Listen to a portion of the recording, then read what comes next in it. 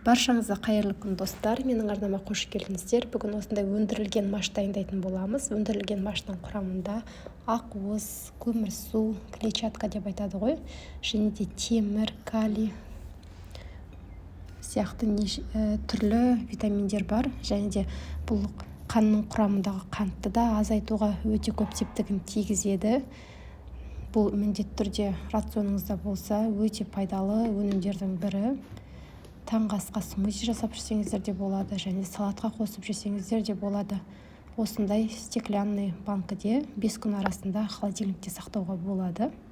Ал енді жасауға кірісейін. Ең бірінші машымызды ыдысымызға салып, сумен 2-3 мәрте жуып алатын боламыз, тазартып.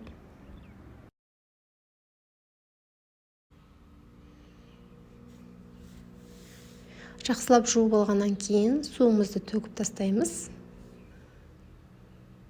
Жаңадан таза су құйып, бетін жауып, бір түнге немесе 5-6 сағат көлемінде біз машымызды қалдыратын боламыз бөлме температурасында.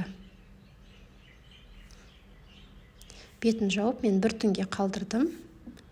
Бір түн өткеннен кейін таңертең осылай маштарымыз ісініп шығады. Суды өзіне тартып алған, осы суды төгіп тастап, бір шайып, бетін сулы полотенце немесе марлямен жауып қойсаңыздар болады, немесе үйде болсаңыздар 3-4 рет бетін жаппай-ақ сумен шайып отырсаңыздар да болады. Мынау кешке қарай маштарымыз осылай өніп шығады. Бұны тағы да өсіру үшін мен бір түнге тағы да сулы полотенцаны сулап, бетін жауып қалдыратын боламын.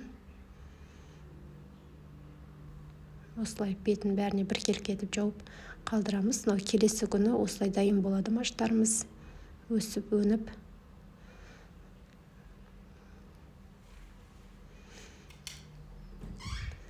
Міндетті түрде осылай жасап көріңіздер. Бұл рациондарыңызда міндетті түрде болу керек. Пайдалы өнімдердің, әрі қолжетімді өнімдердің бірі. Жасауы да қиын емес. Міндетті түрде жасап, холодильниктеріңізге салып, сақтап қойсаңыздар болады.